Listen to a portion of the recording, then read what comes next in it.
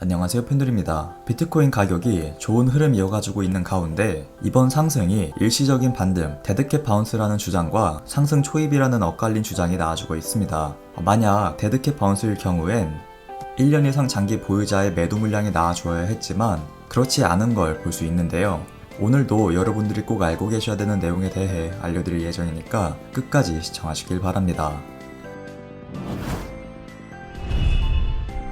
먼저 비트코인 일봉 차트 보도록 하겠습니다. 아직 상승 추세 잘 이어가고 있고 큰 변동사항은 없기 때문에 추가적으로 알려드릴 내용은 없고, 다시 한번 여러분들이 알고 계셔야 하는 포인트에 대해서 설명드리자면, 지난번에 알려드린 대로 추가 상승 이후 가격 조정이 진행될 경우 20일 이동평균선을 이탈한다 해도 이번 조정 파동의 지지 가격대인 37,000달러를 이탈하지 않는다면 상승 추세가 무너진 것은 아니기 때문에 이번에 혹시라도 21선을 이탈한다 하더라도 크게 걱정하지 않으셔도 되고요. 만약 예상치 못한 소식으로 인해 상승 추세가 무너졌다고 판단될 경우 영상을 통해 알려드릴 예정이니까 꾸준히 시청하실 것을 추천드립니다. 그리고 추세가 무너졌다고 판단되기 전까진 6개월 이내 10만 달러대까지의 상승을 목표로 투자하시길 바라고요. 그리고 원체인 데이터를 봤을 때도 1년 이상 장기 보유자들은 약세장이라고 판단할 경우 일시적인 가격 상승이 나왔을 때 대량으로 매도하는 모습을 보여주었지만, 이번에는 예전에 비해 장기 보유자들의 대량 매도가 나오지 않았다는 점에서 많은 장기 홀더들이 추가 상승 랠리를 기대하고 있다라고 판단해 볼 수 있습니다. 한마디로 아직 매도하기엔 가격이 너무 싸다는 것이겠죠. 스탁 투 플로우 모델도 그렇고 장기 보유자들의 이 온체인 데이터도 추가 상승에 좀 더 많은 무게를 두고 있기 때문에 긍정적으로 바라봐도 좋겠다고 다시 한번 말씀드리도록 하겠고요.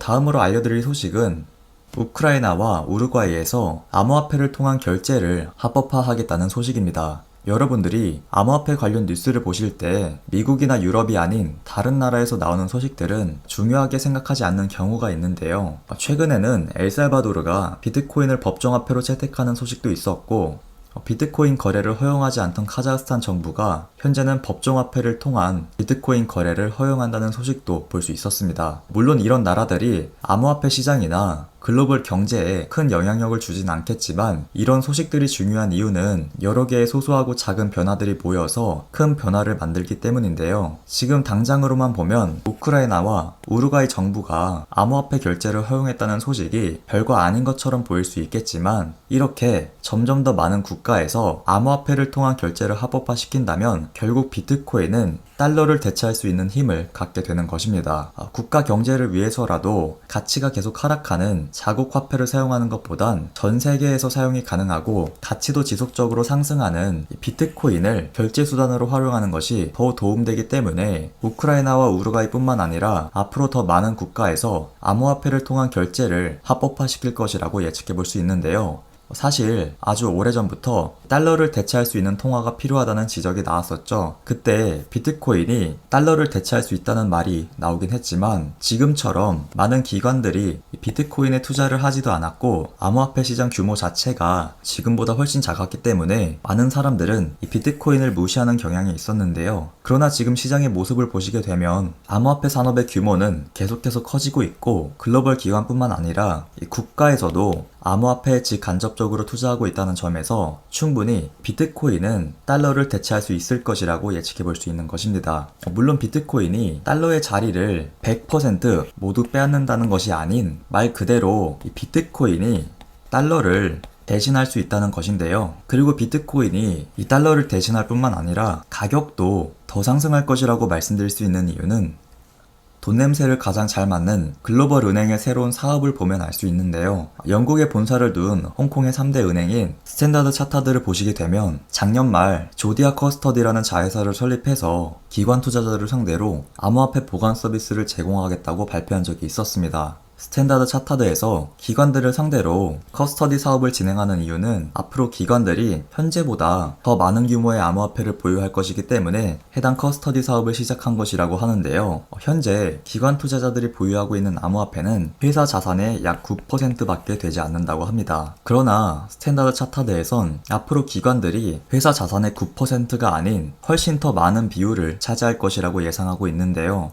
이렇게 은행에서 분석하고 예측하는 내용을 유심히 봐야 하는 이유는 은행은 일반인뿐만 아니라 기관들의 자금 흐름을 모두 볼 수 있기 때문입니다. 한마디로 앞으로 많은 자금이 어디로 흘러갈 것인지 그 누구보다 빠르게 예측할 수 있는 기관은 바로 은행이라는 점에서 은행이 하는 사업과 발언을 귀담아 들을 필요가 있는 것인데요. 일반 투자자들은 암호화폐 시장이 언제 끝날까 두려워하고 있지만 은행들은 기관들의 암호화폐 투자가 이제 본격적으로 이루어질 것이라고 전망하고 있기 때문에 우리도 암호화폐 시장을 장기적으로 바라보면서 투자해야 된다고 말씀드릴 수 있는 것입니다. 암호화폐 시장이 단기적으로만 훈풍이 돌고 끝날 시장이었으면 이런 글로벌 은행에서 암호화폐 커스터디 사업을 하기 위해 굳이 반년이라는 시간에 걸쳐 영국 금융당국으로부터 영업 라이센스를 취득하려 하지 않았을 것입니다. 그러나 까다로운 규제와 승인을 받아야 되는 어려움이 있음에도 불구하고 기관들을 상대로 한 암호화폐 보관 서비스를 시작했다는 것은 그만큼 앞으로 더 많은 기관들이 암호화폐에 투자할 것이라고 분석했기 때문인데요. 이렇게 우리는 암호화폐 시장이 더 커질 수 있고 이에 따라 비트코인 가격도 오를 것이라는 사실을 알고 있기 때문에 비트코인에도 투자를 하고 이더리움 등 알트코인에도 투자를 진행하고 있는 것이죠. 그러나 꼭 비트코인이 아니었어도 부동산이나 주식 등 투자를 해야 하는 이유는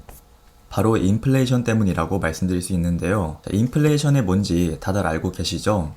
통화량의 증가로 인해 화폐의 가치가 하락하고 모든 상품의 물가가 전반적으로 꾸준히 오르는 경제 현상을 인플레이션이라고 합니다. 요즘 월급 빼고 다 오른다는 말이 나올 정도로 물가는 물론이고 부동산, 주식, 코인 같은 많은 자산의 가치가 상승하고 있는데요. 이게 실제로 자산의 가치가 상승한 것인지 돈의 가치가 하락한 것인지 애매하지만 중요한 건 자산들의 가치가 시간이 지나면 지날수록 계속 상승하고 있다는 것입니다. 대표적으로 부동산의 경우 도시를 기준으로 보면 연평균 10에서 15% 정도 상승하고 미국의 S&P 500 지수도 연평균 10에서 15% 정도 꾸준히 상승해주고 있습니다. 그래서 해당 지수를 추종하는 금융상품도 있는데요. 이렇게 매년 물가도 상승하고 자산의 가치도 상승하는데 현금만 보유하고 투자를 하지 않는다면 인플레이션으로 인한 아무런 혜택을 누릴 수 없게 됩니다. 한마디로 현금만 보유하고 있는 사람은 현금보다 부동산, 주식, 코인을 더 많이 보유하고 있는 사람보다 더 큰 부자가 될 수 없다는 뜻인데요. 물론 열심히 일해서 많은 돈을 벌고 저축을 통해 고액 자산가가 되는 사람도 있지만 대부분 부동산이나 주식 등 투자를 통해 자산의 가치를 크게 부풀리는 경우가 많습니다. 물론 부동산이나 주식 등 투자로 큰 돈을 벌기 위해선 그만큼 투자금도 많으면 좋겠죠.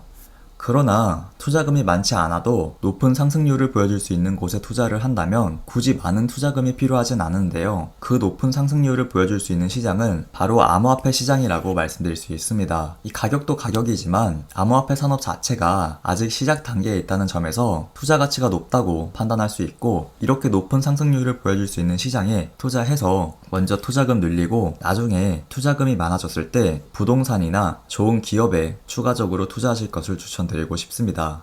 물론 인구 감소로 인해 부동산 투자에 대한 매력도가 떨어질 것이라는 전망도 나오고 있지만 제가 말씀드리고 싶은 건 월급 빼고 다 오르고 있는 상황에 투자에 대한 공부를 하지 않고 오직 현금만 고집하는 것은 어쩌면 남들은 일하고 있지 않을 때 본인은 일해야 될 수도 있다는 뜻이기 때문에 항상 투자에 관심을 갖고 계시길 바랍니다. 오늘 제가 준비한 소식은 여기까지고요. 오늘 영상이 도움이 되셨다면 좋아요, 구독 한 번씩 부탁드립니다. 지금까지 펜드류였습니다. 감사합니다.